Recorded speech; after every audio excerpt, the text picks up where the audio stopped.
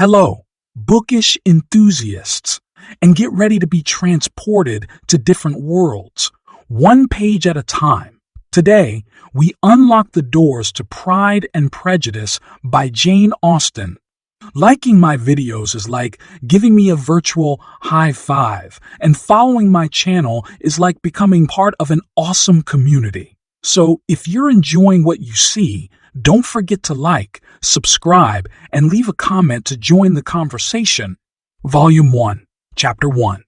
Based on the inevitable conclusion that a single man must necessarily be in the pursuit of a wife when Netherfield Park is rented to an eligible young bachelor of large fortune, Mrs.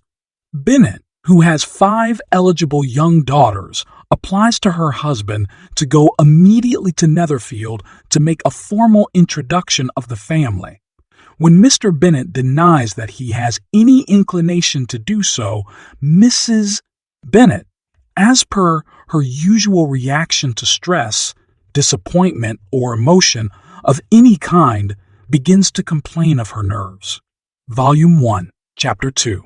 In keeping with his general perverse penchant for torturing his wife, Mr. Bennet does not tell her that he intends to visit Mr. Bingley, the new tenant of Netherfield Park, and she does not know of his visit until after he has made it. When he does reveal to them that he has made Mr. Bingley's acquaintance, it is done casually, in mockery of the eagerness of his wife and daughters. The evening after his morning visit, he comments to his second daughter, Elizabeth, that he hopes Mr. Bingley will appreciate the hat she is trimming. Resentfully, Mrs. Bennet replies that they have no way of knowing what Mr. Bingley liked. Elizabeth reminds her mother that they will meet him at the next assemblies, although Mrs. Bennet stubbornly refuses that anything good will come of it, as she had hoped to be the one to be able to introduce Mr. Bingley around to her friends at the assemblies, and now it seems it would be the other way around. Mr. Bennet sighs that if she will not introduce Mr. Bingley to her friend Mrs. Long, he would have to do it himself. Mrs. Bennet scolds her husband severely for speaking such nonsense and declares herself sick of hearing about Mr. Bingley, to which Mr. Bennet, in turn, scolds her for not having told him that she was sick of Mr. Bingley before went to the trouble of paying him a visit. Volume 1, Chapter 3. Nothing can draw a satisfactory description of Mr. Bingley out of their father, but the description given by their neighbor, Lady Lucas, is favorable, including young, handsome, agreeable, and to top it all off, Mr. Bingley intended to attend the next assembly with a large group of friends from London. Mrs. Bennet is ecstatic. Even more so when Mr. Bingley returns Mr. Bennet's visit a few days later. Mr. Bingley has come hoping to catch a glimpse of the lovely Bennet sisters, as he has heard much around town about their beauty and various other attributes. Alas, he sees only Mr. Bennet, although the girls catch sight of him from a top window as he departs. Mrs. Bennet sends an invitation following Mr. Bingley's visit and already has the meal courses planned when a response comes with the upsetting news that Mr. Bingley would be leaving the following day. She is most upset, but comforted by the fact that he has gone to London to bring a large party of friends up for the assemblies. Every one of his guests is, at first glance, delightful. Bingley himself lives up to the rumors that have been circulating of his good looks and easy manners. His sisters are all well-bred, and his brother-in-law a gentleman. However, it is his friend Mr. Darcy who creates the biggest sensation upon his arrival. He is dark and handsome, and with an annual income of £10,000 a year. The consensus among the single ladies is that Mr. Darcy is a much finer catch than Mr. Bingley is, until his poor manners make him fall out of favor rapidly with his throng of new admirers. He dances only 2 dances the entire evening, and while Mr. Bingley works the room with ease, chatting and dancing with almost everyone in attendance. Mr. Darcy makes a fast enemy of the Bennets when Elizabeth overhears a conversation between he and Mr. Bingley. Mr. Bingley is urging him to dance, and when he suggests Elizabeth, Mr. Darcy replies curtly, "She is tolerable, but not handsome enough to tempt me, and I am in no humor at present to give consequence to young ladies who are slighted by other men." Elizabeth, with her typical buoyant humor, feels momentarily stung, but tells and retells the story to her friends and family, her lively, playful disposition delighting in such a ridiculous and morose man. Elizabeth's sister Jane fares far better than her sister does throughout the evening. She dances twice with Mr. Bingley and earns the admiration of his sisters.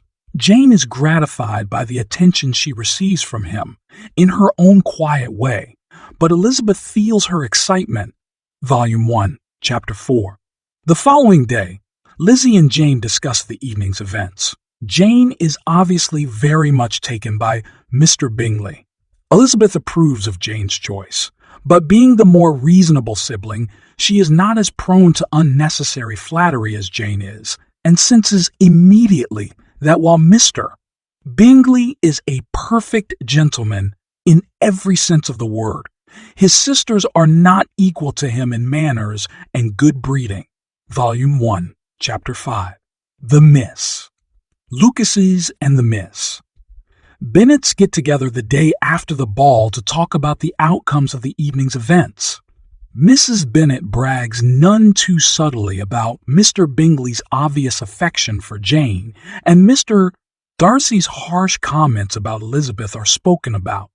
They come to the conclusion that Mr. Darcy is ate up with pride, although Miss Lucas sensibly counters that he has good reason to be proud, being handsome, from a good family, wealthy, and intelligent. Volume 1, Chapter 6.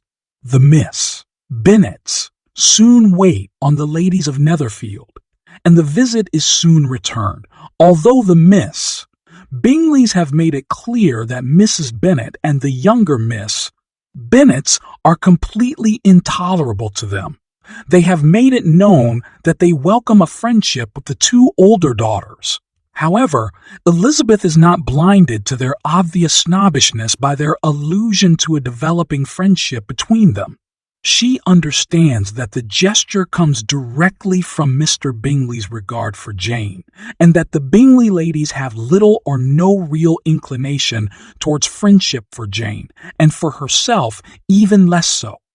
She is comforted by the fact that Jane is by nature guarded and discreet in showing excessive feelings for potential suitors, and that any efforts made by the Bingley sisters are in fact tributes to Mr. Bingley's regard for Jane. Elizabeth is so concerned for the well-being of her sister that she is unaware of becoming increasingly an object of interest in the eyes of Mr. Darcy. Whereas at first glance he had dismissed her, upon further reflection he begins to discern how her intelligence, wit, and sensibility could be read upon her face, more than compensating for the fact that she was not the beauty Jane was. Although a handsome girl in her own right, he begins to listen to her conversations when they are at events together, and one night, at a gathering at the Lucases' house, Elizabeth perceives he is listening to her. In her usual direct manner, she confronts him, and when Sir William Lucas interrupts their conversation, asking Elizabeth and Mr. Darcy if they will dance together, she flatly refuses and moves on to another part of the room. Mr. Darcy is further intrigued, and when Miss Bingley approaches him later in the evening, he mentions his high regard of Elizabeth to her. She is astonished and snidely begins to criticize Elizabeth and her family. Volume 1, Chapter 7. Neither Mr. nor Mrs. Bennet has been left great fortunes by their ancestors. Mr. Bennet's property consisted of an estate of £2,000 a year, and would only be inherited by male heirs, so the estate would not be passed down to Mr. Bennet's offspring as it would have had there been a son in the family. Mrs. Bennet has a small income from her father, who had been an attorney, and a sister married to a Mr. Phillips living in the nearby village of Longbourn. She also has a brother who has a trade business in London. The two youngest daughters, Catherine and Lydia, often walk into Meryton in the morning to visit with their aunt in the milliner's shop in the town. At present, their excursions to Meryton furnish more gossip than usual, as there is a military regiment stationed there for the whole winter. One day, a letter arrives from Miss Bingley imploring Jane to spend the evening at Netherfield. The men are to dine with the officers in Meryton, and the women are in need of company. Jane asks permission to take the carriage, but Mrs. Bennet advises her to go on horseback. She reasons that it is likely to rain, and that if she is traveling by horseback, she will be forced to spend the night in the event of inclement weather. It does indeed rain, and Jane arrives at Netherfield drenched and unwell. The following morning, a letter arrives for Elizabeth from Jane declaring that she is unwell. Miss Bingley has persuaded her to stay in bed at Netherfield until she is fit to travel. Elizabeth resolves to go to her and sets out on foot. When she arrives, Jane is no better, but delighted that Elizabeth has come to visit her. It is decided that Elizabeth will spend the night at Netherfield. Volume 1, Chapter 8. Dinner at Netherfield is for Elizabeth an insufferable experience that night. While she is grateful for Mr. Bingley's obvious concern for her sister, Miss Bingley and Mrs. Hurst, Mr. Bingley's married sister, have no concern whatsoever for Jane when she is not immediately in front of them. As soon as she has finished eating, Elizabeth excuses herself to return to Jane's bedside. The minute she has left the room, Miss Bingley begins abusing her, finding her manners to be bad, a mixture of pride and impertinence, and lacking in conversation, style, taste, and beauty. Both Mr. Bingley and Mr. Darcy speak in Elizabeth's defense, but Miss Bingley is not to be silenced, and although Mrs. Hurst speaks of Jane fondly, it is not without constant reference to her poor connections. Volume 1, Chapter 9. By morning, Jane is slightly better. However, Elizabeth chooses to send word to her mother to come herself to pass judgment as to whether or not Jane is fit to travel. Mrs. Bennet arrives with Catherine and Lydia soon after breakfast. After spending a short while with Jane, Mrs. Bennet pronounces her far too ill to be removed, and she and her three daughters go down to have tea with Mr. and Miss Bingley. Elizabeth is embarrassed every time her mother opens her mouth and is happy to see them leave. Miss Bingley is also happy to see them leave, having been left with an abundance of new material to criticize, and she commences to do so the moment Mrs. Bennet has left and Elizabeth has returned upstairs to her sister. Volume 1, Chapter 10. The next evening, the drawing room is quieter than the previous one had been. Everyone is at his or her own task. Elizabeth at needlepoint, Mr. Bingley and Mr. Hurst at a game, Mr. Darcy writing a letter, and Miss Bingley watching him write, trying hard to draw his attention away from his letter with incessant and trivial chatter. While working at her needlepoint, Elizabeth amuses herself by listening to Miss Bingley trying to flatter Mr. Darcy, and Mr. Darcy trying equally hard to ignore her. As the evening progresses, there arises a lively discussion between Mr. Darcy and Elizabeth, which is silenced only by Mr. Bingley's plea that he dislikes arguments immensely. Volume 1, Chapter 11. The following evening, Jane has recovered enough to join the group in the drawing room after dinner. Mr. Bingley is overjoyed to see her and spends the entire evening with her. Miss Bingley soon tires of trying to attract Mr. Darcy's attention and begins to walk around the room. She invites Elizabeth to join her, at which point Mr. Darcy puts down his book to watch them. Miss Bingley tries to engage in conversation with him, but it is once again Elizabeth that succeeds in engaging him in a lively debate. Volume 1, Chapter 12. By the following day, Jane has recovered sufficiently to return home, but such concerns for her safety are voiced by Mr. Bingley and by Mrs. Bennet, who had hoped they'd stay at least another 3 days, that they are convinced to stay another day.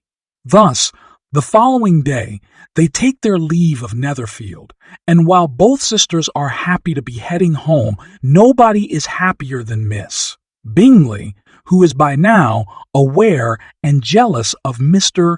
Darcy's obvious regard for Elizabeth. Volume 1, Chapter 13. The next morning at breakfast, Master Bennet informs his wife and daughters that they are to receive a visitor for dinner that very night. It is his cousin, Mr. Collins, who stands to inherit Longbourn upon Mr. Bennet's death because there are no male heirs.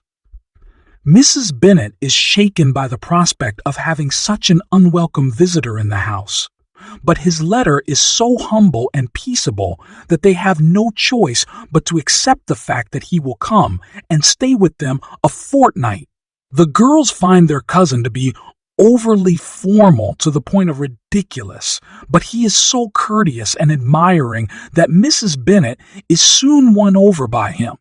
Volume 1, Chapter 14. After dinner, Mr. Collins begins to talk about himself and his situation in life.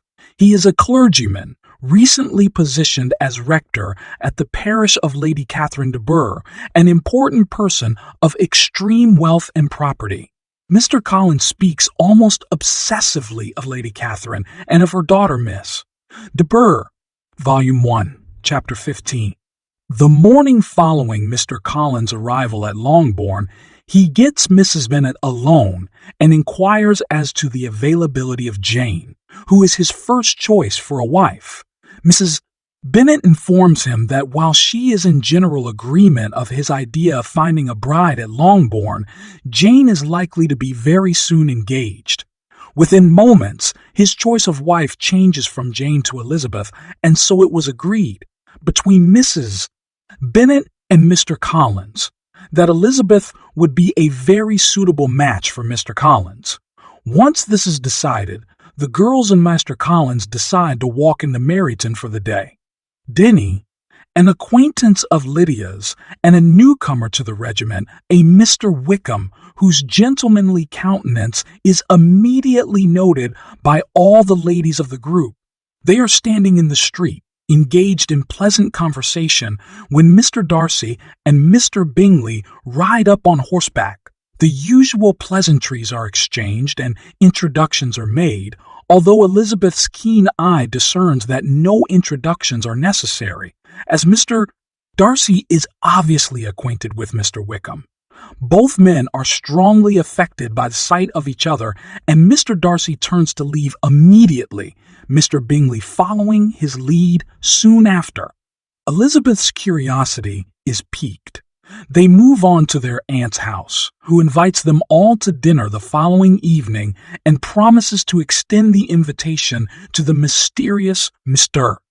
Wickham. Volume 1, Chapter 16. Elizabeth's curiosity as to the nature of the relationship between Mr. Wickham and Mr. Darcy is soon relieved. Mr. Wickham singles her out immediately as a favorite of all the ladies in attendance the following evening at the Phillips, and before long, a mention of Netherfield is made. In due course, the conversation comes around to Mr. Darcy, and Mr. Wickham mentions that he has been involved with the Darcy family since his infancy. He addresses the coolness with which the two men greeted each other the previous day, and Elizabeth seizes an opportunity to make her strong dislike of Mr. Darcy known. Mr. Wickham further reveals that although Mr. Darcy Sr. was one of the best men he would ever know, his son, Mr. Darcy Jr., has been a disappointment to the old man.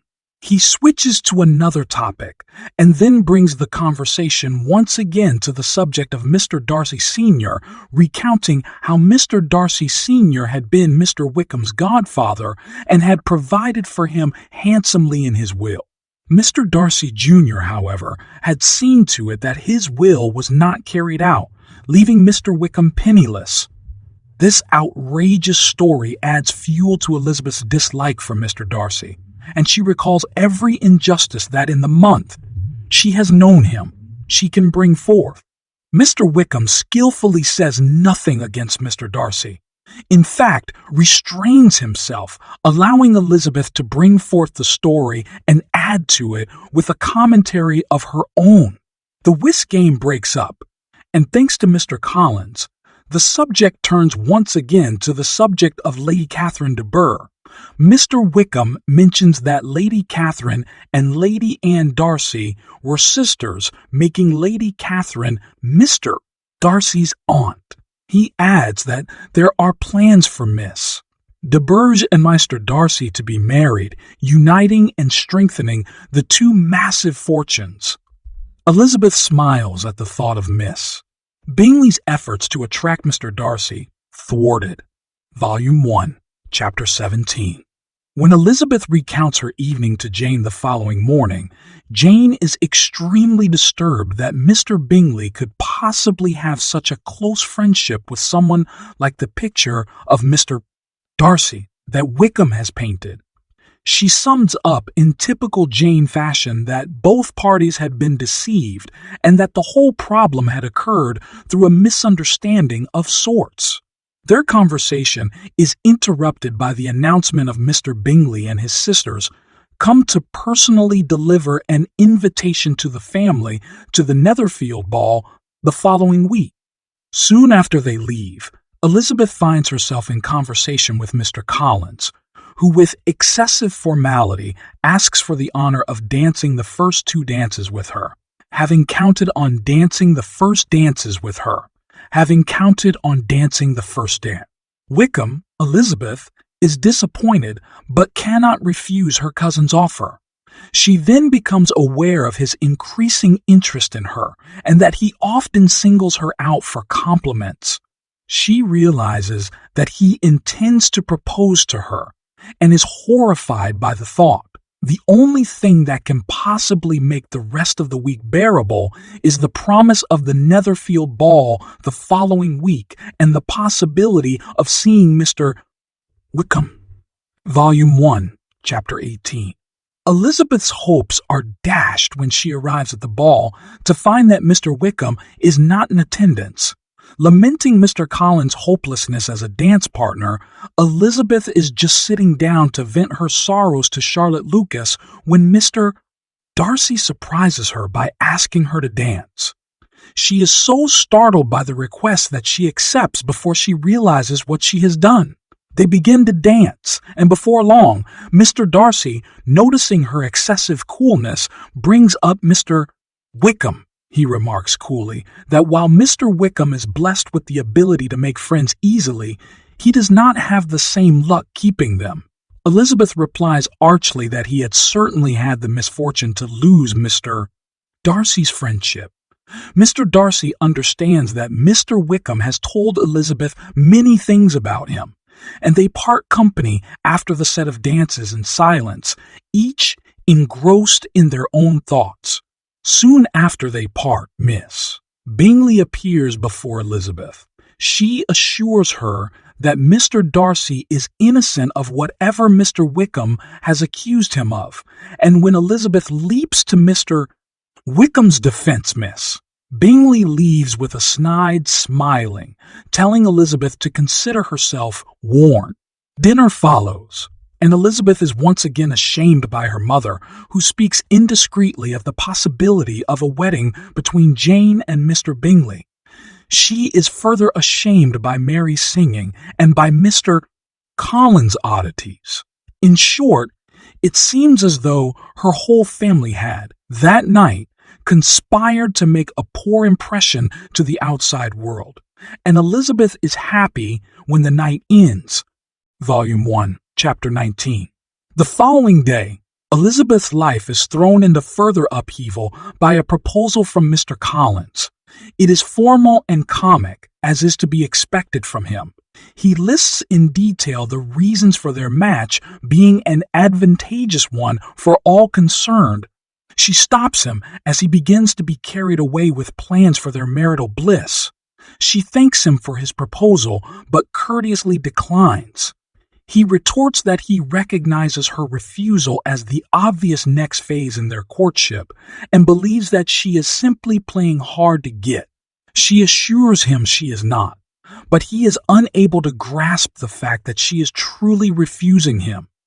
She gives up in frustration and goes to her father to apply to him for protection against Mr. Collins. Volume 1, Chapter 20. Soon after, Elizabeth quits the room. Mrs. Bennet returns to hear the outcome of the conversation. She is vexed to hear that Mr. Collins has been refused and applies to her husband to talk some sense into Lizzie. He calls Elizabeth down. With a straight face, he tells her that her mother has threatened never to speak to her again if she does not marry Mr. Collins, and he swears that he himself will never speak to her if she does. Elizabeth suppresses a smile, and Mrs. Bennet flies into a rage. In the midst of this confusion, Charlotte Lucas comes over. She is present, thus, when Mrs. Bennet tells Mr. Collins that nothing can be done to change Elizabeth's mind on the situation. He silences her dramatically, withdraws his offer, and wishes that nothing further be said of the matter. Volume 1, Chapter 21. The following morning sees both Mrs. Bennet and Mr. Collins as angry and hurt as the previous day. Elizabeth hopes that the rejection will shorten his visit. Alas, he is determined to stay until Saturday as planned. After breakfast, the girls walk to Meryton to see if Mr. Wickham has returned. He has, and although he apologizes to the entire party, he says to Elizabeth when they are alone together that at last he thought it wise to avoid social encounters between himself and Mr. Darcy. She approves of his prudence. The very same day, a note arrives from Miss Bingley. Jane reads it and tries to hide her disappointment, but to Elizabeth it is obvious. She allows Elizabeth to read the letter, which contains the shocking news that the entire Netherfield party has left for London and have no plans to return anytime soon. Volume 1, Chapter 22. The following day, the Lucases and the Bennets dine together. During the entire day, Charlotte Lucas is so kind as to listen patiently to Mr. Collins. Elizabeth thanks her friends, and Charlotte assures her that she does not mind. Her intentions, however, are different from Elizabeth's suspects. Charlotte Lucas hopes to procure an offer of marriage from Mr. Collins. Her plan meets with obvious success, for the next morning Mr. Collins goes to her house and proposes to her. She accepts gratefully, knowing that her plain appearance and average family status makes the possibility of her dying an old maid a real one. Thus, while she does not care for Mr. Collins, she is satisfied to have a husband. When Elizabeth hears the news from Charlotte prevails on her to understand that she is not romantic, and that while Mr. Collins is not her ideal partner, he is better than no partner at all. There appears a huge rift between the two friends, one that will not disappear for much time. Volume 1, Chapter 23. When Sir William Lucas comes bearing the news of Charlotte's engagement, Lydia exclaims boisterously, "Good Lord! Sir William, how can you tell such a story? Do not you know that Mr. Collins wants to marry Lizzie?" Mrs. Bennet refuses to believe him until Elizabeth comes forward to confirm the story. Mrs. Bennet is mute until Sir William leaves, at which point she explodes in a fit of rage against Charlotte, Lizzie, the Lucases, Mr. Collins, and anyone else on whom she can vent her anger. Jane wishes them happiness, and the younger girls delight in having gossip to pass around Meryton. Mrs. Bennet is further disturbed by the news about Mr. Bingley and his party moving to London and is constantly irritable and ill. Elizabeth and Jane avoid the subject of Mr. Bingley altogether, although Jane is obviously waiting eagerly for a response to her letter to Miss Bingley. Mr. Collins sends a letter of thanks to the Bennets and mentions that he will be returning in 2 weeks for the wedding. Volume 2, Chapter 1. When Jane receives a response from Miss Bingley, they are not happy tidings. The group has definitely decided to spend the winter in London. Elizabeth and Jane spend long hours pondering the events, and while Jane blames herself for reading more into Bingley's affection than she ought to have done, Elizabeth believes that it is the family and friends that are to blame for whisking Bingley away, convincing him that Jane did not feel the same for him as he did for her. Elizabeth feels that they have done this so that Mr. Bingley will marry Miss Darcy, a more prudent match financially, and while Jane concedes that Mr. Bingley's family and friends may want him to marry Miss Darcy, she thinks that it may have also to do with his own preferences as well. The family is generally thrown into a state of gloom by the recent turn of events. Mr. Wickham is instrumental in dispelling the gloom, and they see him often. Volume 2, Chapter 2. The gloom at Longbourn is further dispelled by the arrival of Mrs. Bennet's brother and sister-in-law, Mr. and Mrs. Gardiner. Mr. and Mrs. Gardiner. Mr. Gardiner is much more intelligent than his sister is, and his wife is a favorite with the 2 older Bennet girls. While speaking to Elizabeth one evening about Jane's difficulty with Mr. Bingley, Mrs. Gardiner offers to take Jane back to London with them when they go. She conjectures that a change of scenery may be precisely what Jane needs to forget the entire affair. Elizabeth agrees wholeheartedly, as does Jane when approached with the proposition. Mrs. Gardiner meets Wickham during the course of her stay, and is not as taken with him as her niece obviously is. She likes him for just one reason, that he had grown up in the same area of Derbyshire that she herself had spent considerable time in, so they have many acquaintances in common. Volume 2, Chapter 3. At the first opportunity, Mrs. Gardiner decides to have a serious conversation with Elizabeth about Mr. Wickham. She strongly advises her niece against falling in love with him or encouraging him to fall in love with her. Elizabeth obstinately replies that since we see every day that where there is affection, young people are seldom withheld by immediate want of fortune from entering into engagements with each other, how can I promise to be wiser than so many of my fellow creatures if I am tempted? How am I even to know that it would be wisdom to resist? She does, however, promise her aunt to do what she thinks is wisest, and Mrs. Gardiner is comforted slightly by her words. Mr. Collins returns for the wedding, although he does not stay with the Bennets, but with the Lucases this time. The wedding is a simple affair, but afterwards Charlotte takes Elizabeth aside and asks her fervently to come and visit her at her new home in Hunsford. Elizabeth agrees, although already she does not look forward to the visit. They continue to correspond when Charlotte leaves with Mr. Collins, although their communication is still strained. Meanwhile, Jane is in London with no news of Miss Bingley. She has written Miss Bingley a note with no response, so she goes to visit her at Grosvenor Street. Miss Bingley is on her way out, so they visit only for a short while. It is weeks later before Miss Bingley returns the visit, and when she does so, she is obviously not happy about her obligation to return Jane's visit. Jane finally realizes that Miss Bingley is not the great friend she had once thought she was. Elizabeth finds herself to have been deceived as well. Mr. Wickham has found a new source of affection, Elizabeth finds that she is not affected by his change of heart in the slightest. She tells her aunt that she is certain she was never in love in the first place, as she does not feel the slightest animosity either to him or to the girl he has begun chasing, whose only value is that she has recently acquired £10,000 from the death of a distant relation. Volume 2, Chapter 4.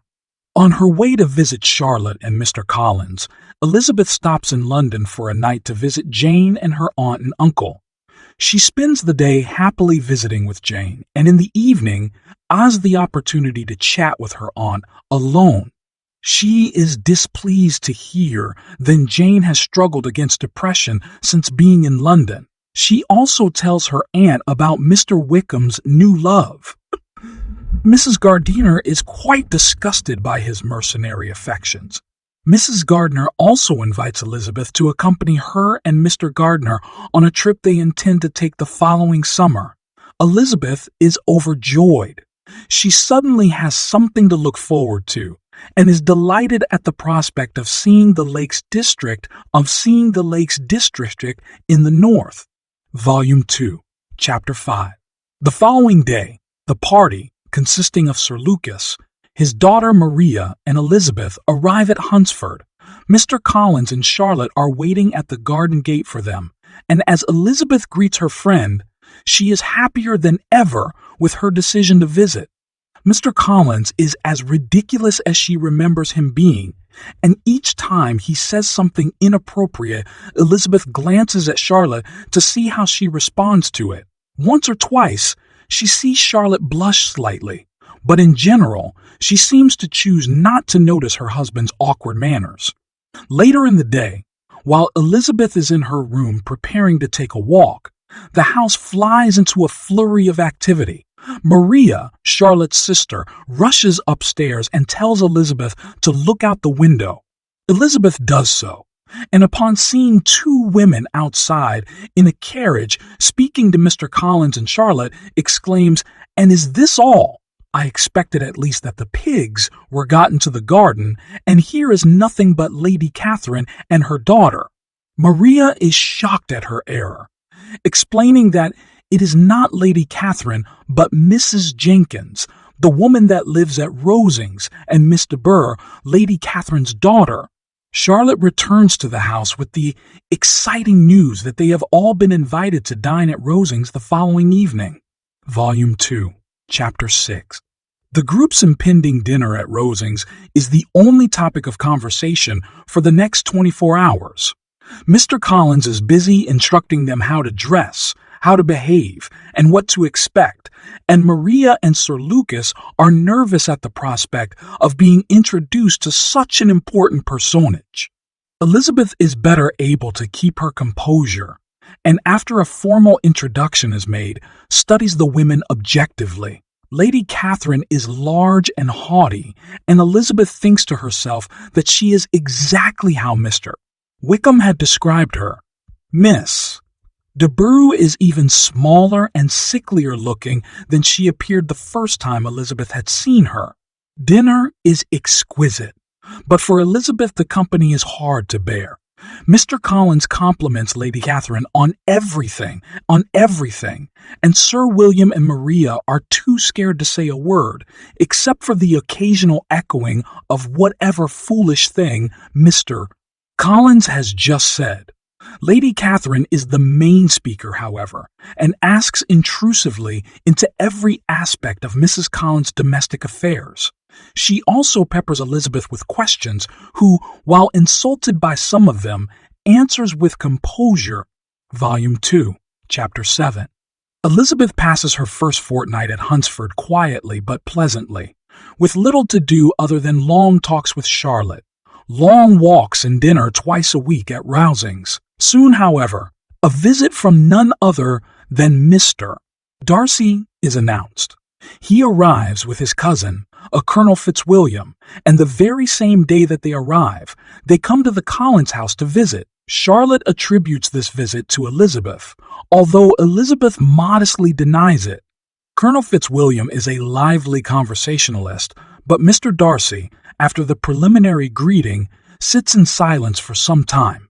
He ventures to ask Elizabeth after the health of her family, and Elizabeth replies that her elder sister has been in London, inquiring whether he had seen her. She knows that he has not, but is eager to see his reaction. His face loses composure for an instant before he says that he has not. Soon afterwards, the two gentlemen depart. Volume 2, Chapter 8.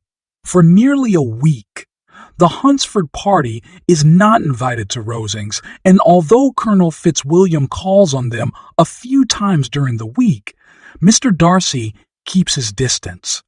They are then invited to Rosings for dinner after church one day, and thanks to the presence of the two gentlemen, the evening passes much more agreeably for Elizabeth than it has done on previous visits.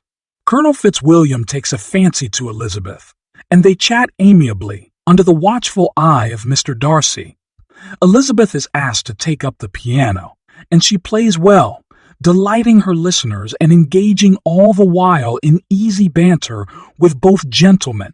She flirts easily with Mr. Darcy, with Colonel Fitzwilliam acting as the playful intermediary between the two. Volume 2, Chapter 9. The following day, Charlotte and Maria go into town, and Elizabeth is left writing a letter. She is startled to hear a knock at the door, and even more startled to see Mr. Darcy alone. He apologizes, qualifying his visit by saying that he had thought the whole party at home. However, he stays until Charlotte and Maria return, and Charlotte predicts that he is in love with Elizabeth. Elizabeth denies that it could be true, recounting the frequent silences and awkwardness of their conversation. Nonetheless, both Colonel Fitzwilliam and Mr. Darcy continue to pass by the parsonage with frequency. Colonel Fitzwilliam obviously takes pleasure in their company, most especially Elizabeth's, but it is more difficult to understand why Mr. Darcy comes, as he is often silent for long periods. Mrs. Collins is baffled by his visits, but suspects that they may have something to do with his feelings for Elizabeth, despite her vehement denials. Volume 2, Chapter 10. Elizabeth begins to meet Mr. Darcy on her long rambles through Rosings Park. She wonders at the improbability of their meeting, and to avoid it happening, she takes care to inform him before she goes. Unbelievably, it continues to happen. She finds that he begins to ask her increasingly personal questions, and she wonders what it could all mean. One day when she is out walking, she meets not Mr. Darcy, but Colonel Fitzwilliam. They begin an easy banter, which includes him mentioning in an offhand way that being the second son of the family, he does not have the luxury to marry whom he chooses, but must consider money. Elizabeth wonders fleetingly if he is saying this for her benefit and loses her composure for a moment, but quickly regains it. She finds out that Colonel Fitzwilliam is also a guardian of Miss Darcy. The conversation then takes an odd turn when Elizabeth mentions Mr. Bingley, sarcastically commenting what good care Mr. Darcy takes of his friend. Mr. Fitzwilliam agrees warmly with her, and begins to recount a story of Mr. Darcy saving his friend Mr. Bingley from entering into an imprudent marriage with a woman of little means who he cared deeply for. Elizabeth knows immediately of whom he is speaking, and while she keeps her composure, she is internally in a rage. After taking her leave of Colonel Fitzwilliam, she retires to her room, where her indignation brings on a severe headache, and she decides to stay home rather than join the Collins in their excursion to Rosings that evening. Volume 2, Chapter 11. She is not long in her room before she is summoned by a knock at the door. She is once again shocked to see Mr. Darcy before her. He inquires briefly about her health and then begins to pace the room. He is obviously in a state of agitation, and Elizabeth sits quietly, waiting for him to speak. He begins thus: "In vain have I struggled. It will not do. My feelings will not be repressed. You must allow me to tell you how ardently I admire and love you." From there pours forth a tirade of love, although he does not hesitate to tell her that he has struggled against his love, loving her despite her inferior family, their low class and relatively poor financial situation. She is offended at his words, and not only refuses him, but also accuses him of being the sole cause of Jane's misery. He does not deny it, and after hearing her out, leaves in shame and indignation. Elizabeth is overcome with emotion as he departs and cries for a full half an hour. She then retires to her room, unable to face the Collins that evening. Volume 2, Chapter 12. Elizabeth wakes the next morning in a state of apprehension. To clear her thoughts, she decides to take a walk. To her great surprise, Mr. Darcy is waiting for her in the park. He hands her a letter and, with few words of explanation, turns on his heels and walks away. The letter begins by promising that it does not contain a renewal of the previous evening's sentiments. It then goes on to address the two accusations that Elizabeth made the night before. The first accusation, that of coming between Jane and Mr. Bingley, he acknowledges having some part in, although because of Jane's mild manner and kindness to all around her, claims to have been unaware that she returned Mr. Bingley's strong feelings. He also admits to keeping the information of Jane's presence in London from Mr. Bingley. Concerning the other, weightier accusation, he concedes that Mr. Wickham had been a favorite of his father's, and that his father in his will had stipulated a legacy of £1,000, as well as the funding of Mr. Wickham's education to become a clergyman. Soon after Mr. Darcy died, Mr. Wickham decided not to study to be a clergyman, but to study law instead. He wrote to Mr. Darcy to ask if the sum bequeathed to him could be added to, as law was a more expensive course of study. Mr. Darcy dispensed funding in the amount of £3,000 and thought his relationship with Mr. Wickham over. Mr. Wickham did not study law and spent the following 3 years in idleness and dissipation. When his £3,000 had run out, he called once again on Mr. Darcy, who did not feel it his duty to continue to fund a life of idleness and refused. Soon after that, Mr. Wickham made contact with Georgiana, Mr. Darcy's sister, and with his charming good looks, made her fall in love with him and agreed to an elopement. Luckily, writes Mr. Darcy, he found out before it was too late, but his certainty that Mr. Wickham was after not only Georgiana's legacy, but also to avenge himself to her brother, is absolute. Volume 2, Chapter 13. During her first reading of the letter, Elizabeth is inclined to disbelieve every word of it. However, after a second and third reading, after analyzing each sentence carefully, she begins to see, certainly in the latter half regarding Mr. Wickham, that there is the possibility of truth. After the fourth and fifth reading, she realizes that she has been blind, partial, prejudiced, absurd, absurd. How despicably have I acted, she cries out to herself. I, who have prided myself on my discernment, I, who have valued myself on my abilities, who have often disdained the generous candor of my sister and gratified my vanity in useless or blamable distrust. I've been in love. I could not have been more wretchedly blind. Been my folly. Volume 2, Chapter 14. The following day, the gentlemen leave Rosings.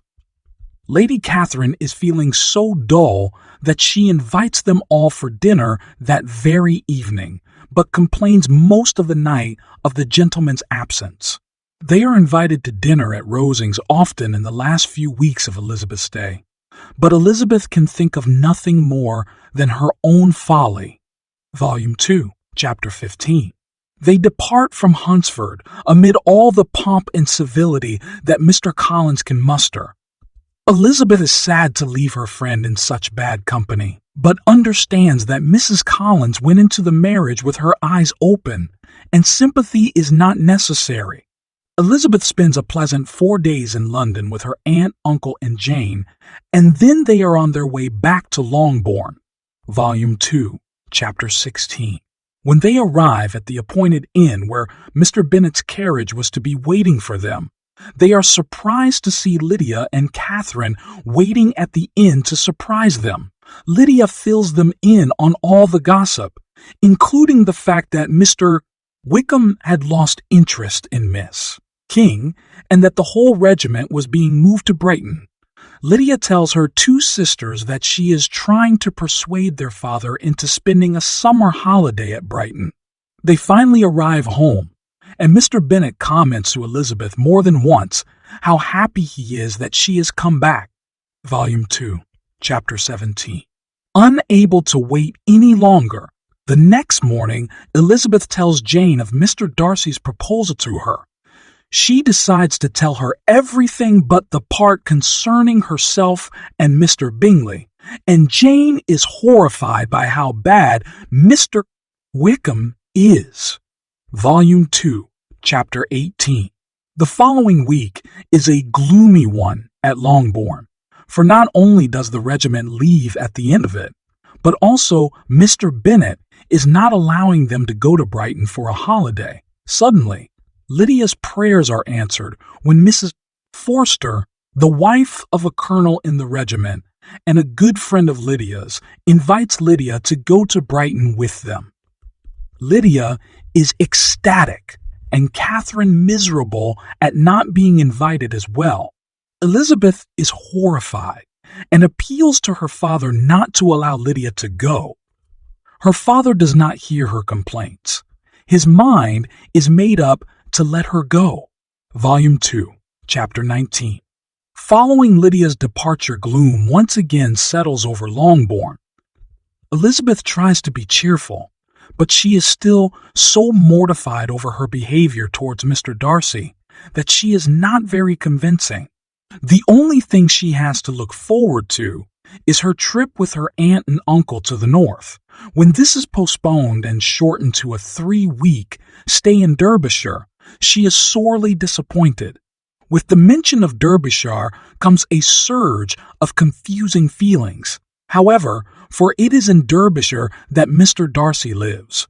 To add to which, Mrs. Gardiner announces soon after their departure that she is most eager to tour the grounds at Pemberley, Mr.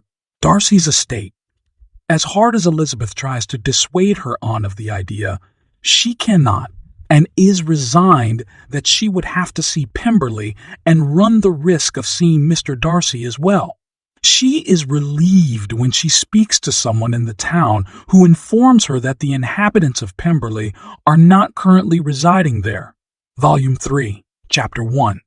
As the threesome reaches Pemberley, Elizabeth's trepidations about meeting its master grow, lest her source have been mistaken in her assertion that Mr. Darcy was not at Pemberley. She is soon engrossed in admiring the scenery of the massive estate, however, and in thoughts of wonder that she could have been the mistress of such a grand place. The house is as spectacular as the grounds, although in no way ostentatious, and Elizabeth is delighted in Mr. Darcy's good taste. As they tour the housekeeper verifies that he is not expected until tomorrow, and goes on to give such a favorable account of Mr. Darcy's character that Elizabeth wonders if she can be speaking about the same man. As they leave the house to tour the grounds, they see none other than Mr. Darcy himself coming towards them. Both his and Elizabeth's embarrassment is very great, but he is so polite to her that her embarrassment gives way to wonder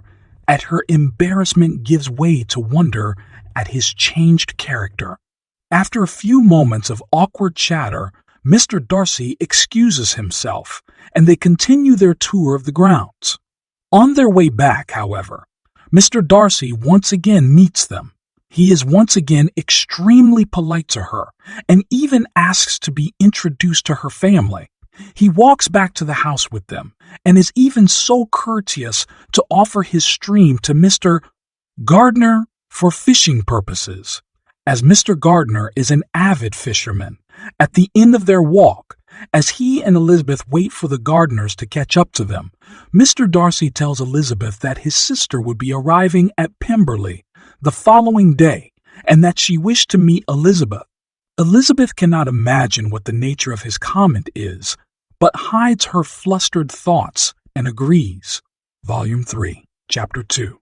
Elizabeth had agreed that Mr. Darcy would bring his sister Georgiana to visit her in town the day after her arrival. However, the very day of Georgiana's arrival, Elizabeth returns to the inn to find that Mr.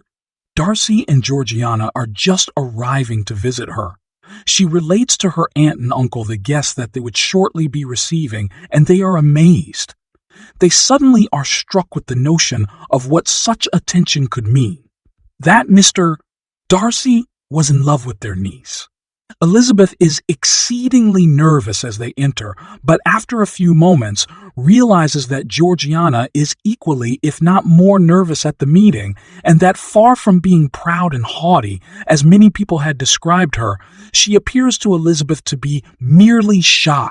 After a few moments, Mr. Bingley joins them, and he is just as unaffected and cordial as he had ever been.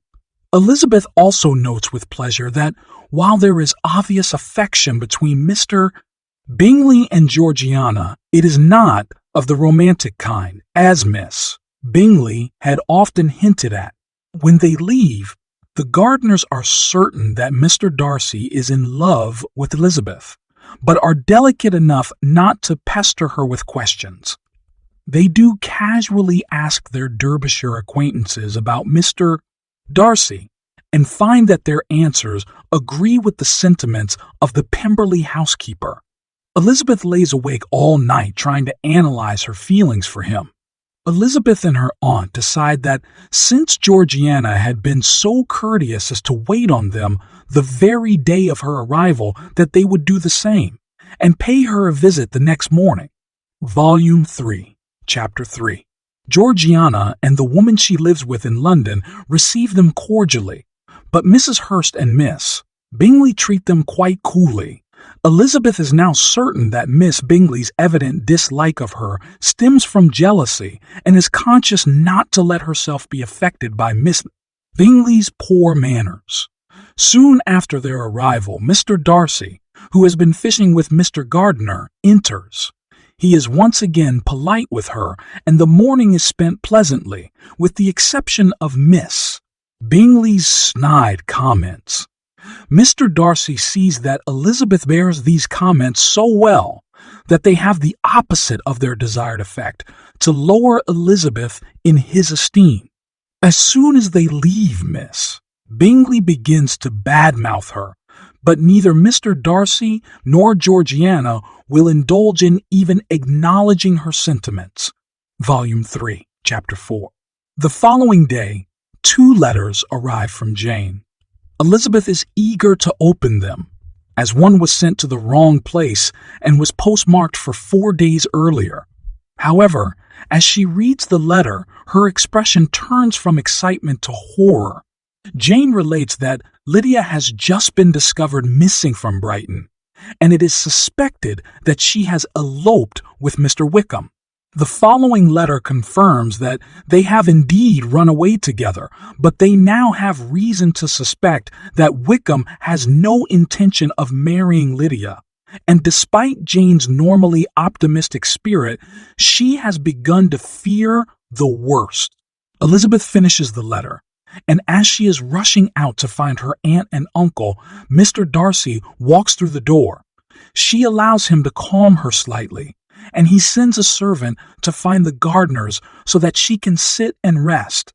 She tells him what has happened in tears, crying not only for Lydia's plight, but for her own as well, knowing that Mr. Darcy cannot possibly love her now that he has discovered this latest shameful piece of news about her family.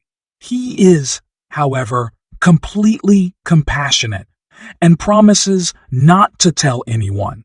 The gardeners return, and within an hour they are all in a carriage on their way to Longbourn. Volume 3, Chapter 5. When they arrive at Longbourn, the house is still in a state of upheaval. Mr. Bennet has gone to London to see what can be done, and Mrs. Bennet is bedridden. Jane is pale and tired from looking after the house during the crisis. The more Elizabeth hears about the event, the less certain she is that Mr. Wickham has any intention of marrying Lydia. Although from a letter Lydia dashed off to Mrs. Forrester before leaving, she left with him with the expectation of being married. Even Jane is beginning to doubt that a marriage will take place. Volume 3, Chapter 6. There is nothing to do but wait for news from Mr. Bennet or Mr. Gardiner. Each morning they await the arrival of the post anxiously, but nothing comes except a letter from Mr. Collins, which has all the pomp of his former self, but none of the civility. He remarks that Lydia had better be dead than in her current situation, and advises the family to throw off their unworthy child from your affection forever, and leave her to reap the fruits of her own heinous offense. He also expresses his relief that Elizabeth had turned him down the year before, for if she had not, he too would be mixed up in the sordid affair. Meanwhile, they find out more terrible things about Mr. Wickham. He has debts all over Meryton and Brighton, his gaming debts in Brighton alone amounting to over £1,000. Mr. Bennet returns from London, as Mr. Gardiner has assured him he will do everything in his power to find Lydia. Elizabeth tries to console him, but he wishes to bear the brunt of his own mistake, and congratulates Elizabeth on being so right when she advised him to make Lydia stay home from Brighton. Volume 3, Chapter 7. Finally, there arrives an express from Mr. Gardiner.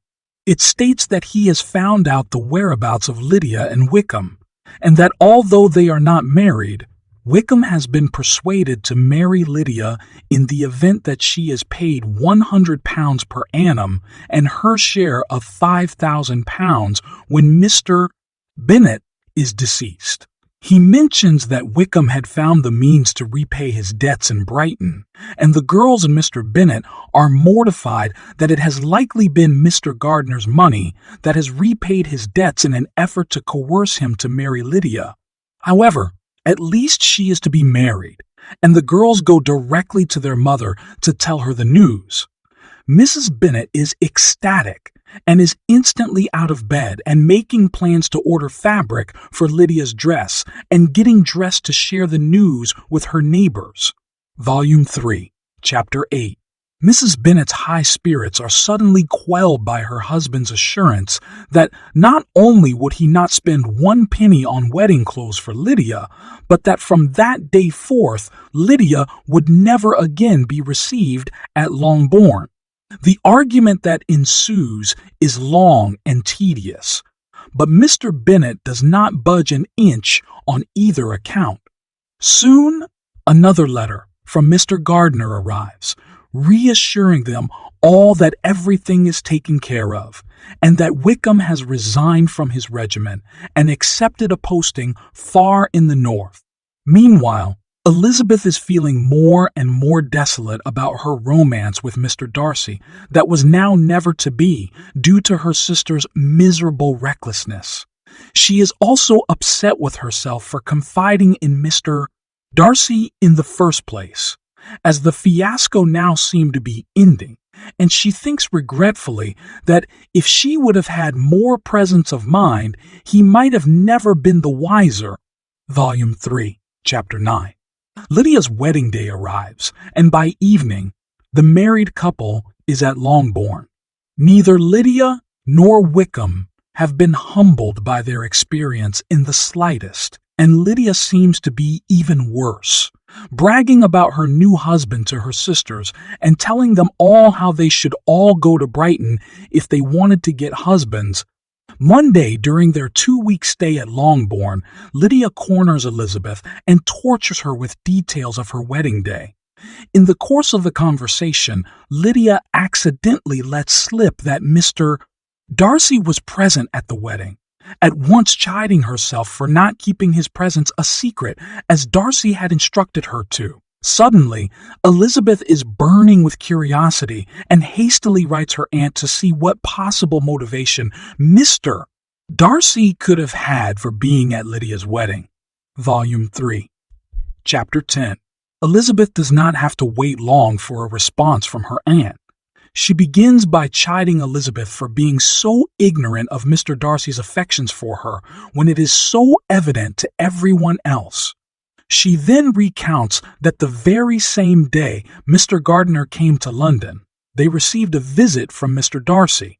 He had come to tell them that he discovered the whereabouts of Lydia and Wickham, and that, feeling himself partly to blame for not exposing Wickham's scandalous nature to the general public, he wished to help remedy the situation.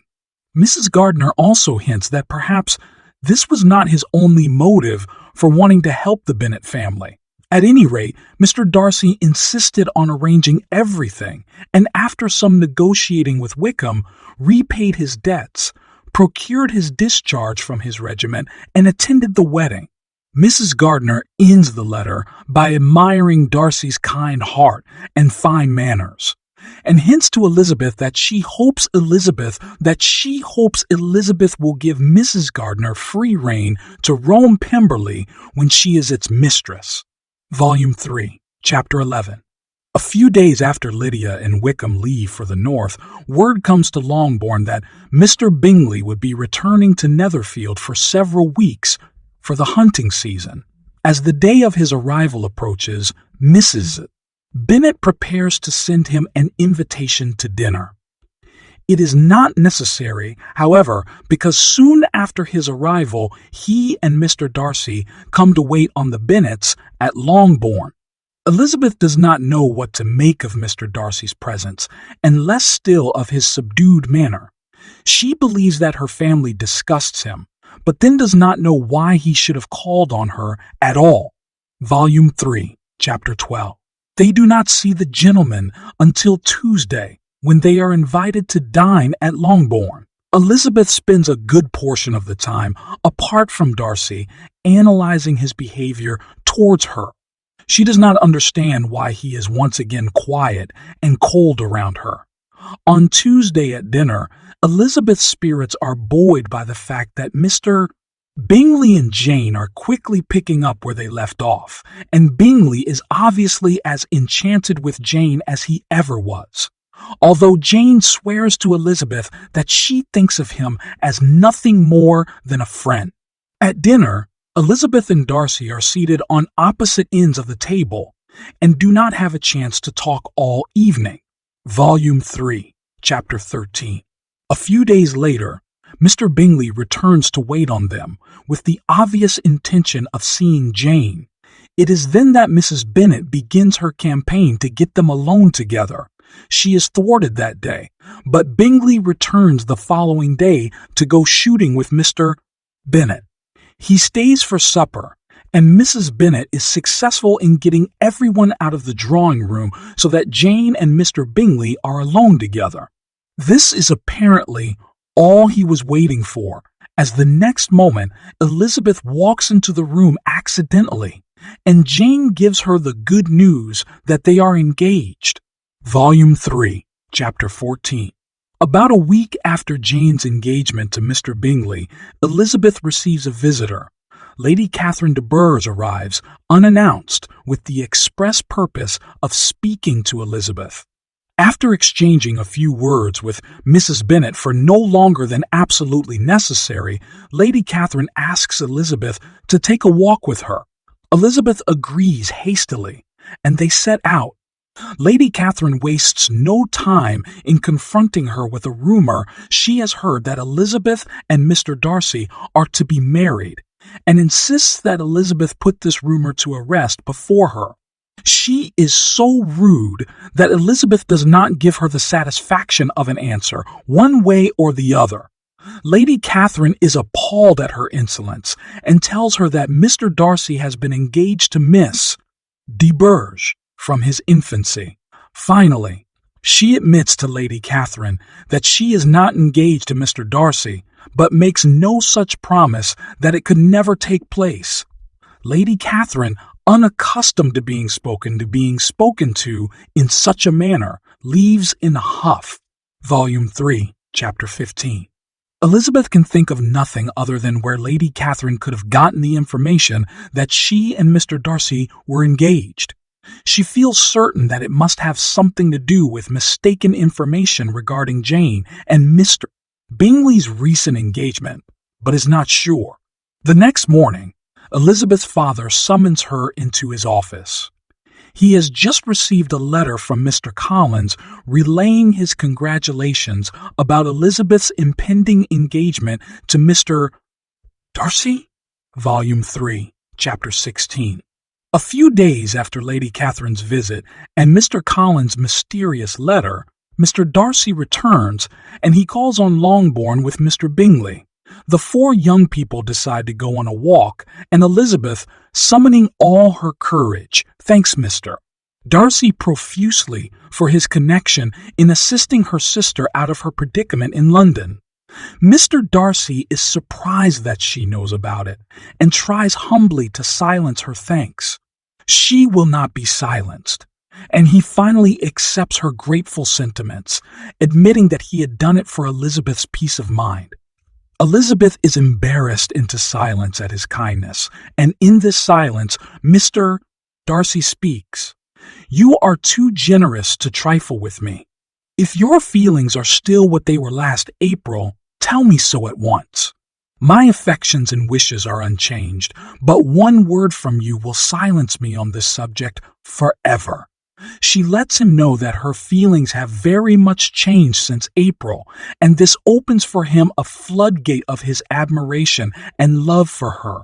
They walk for hours, talking at length about each of their encounters, each of them assuming a fair share of guilt in their many misunderstandings and misconceptions. Volume 3, Chapter 17. That evening, they say nothing of their engagement to anybody. But that night, Elizabeth opens her heart to Jane. Jane is incredulous, and at first does not believe her, knowing how much she has disliked Mr. Darcy in the past. She is finally able to convince Jane of the seriousness of their attachment, and half the night is spent talking about everything that had previously been held back by Elizabeth. The following morning, Mr. Darcy returns with Mr. Bingley, and Mrs. Bennet pressures Elizabeth to go out with him, so that he should not bother Mr. Bingley while he is with Jane. Elizabeth is amused and vexed by her mother's rudeness at the same time. While they walk, they decide that Mr. Darcy should speak to her father that very evening. He goes into Mr. Bennet's study and comes out after a while, smiling. He sends Elizabeth in to speak to her father. Mr. Bennet questions her judgment, as she has always seemed to dislike him so much, but is soon convinced that her affections for him are real. Finally, she tells him of what role Mr. Darcy played in Lydia's scandal, and his future son-in-law truly wins him over. She then tells her mother, who, as expected, immediately begins to talk of his wealth and of the fine life Elizabeth will have and her riches. Her opinion of Mr. Darcy is changed in an instant, and Elizabeth is suddenly the favored daughter. Volume 3, Chapter 18. Letters must be written to announce the happy news. Mr. Darcy writes to his aunt, Lady Catherine, and Elizabeth, rather than sit and admire the evenness of his handwriting as she had seen Miss Bingley do so long ago, writes to her own aunt. Mr. Bennet has the satisfaction of writing to Mr. Collins to tell him that his benefactress, Lady Catherine, would soon be receiving most upsetting news. She is most upset. So upset, in fact, that the Collins come to Longbourn for a vacation to escape the storm. Thus, Elizabeth has the pleasure of telling Charlotte her good news herself, and Mr. Darcy is patient and understanding with Mr. Collins' overbearing manners. Volume 3, Chapter 19. Thus, the two eldest Bennet sisters are happily married. Much to her father's sorrow, Elizabeth moves directly to Pemberley, although he visits her there often. Jane and Mr. Bingley stay at Netherfield just 1 year, then purchase an estate only 30 miles from Pemberley. Mary, without being constantly compared to her beautiful sisters, becomes slightly less peculiar, and Catherine spends much time with her elder sisters, and without Lydia's influence, her character improves greatly. Lydia and Wickham are constantly spending more money than they have, and Elizabeth sends her sister money often. Georgiana makes Pemberley her permanent home, and a firm friendship is established between her and Elizabeth. Lady Catherine finally overcomes her wrath and begins to visit them at Pemberley, and the Gardiners, whom become dear to Mr. Darcy, as well as Elizabeth, visit them often as well.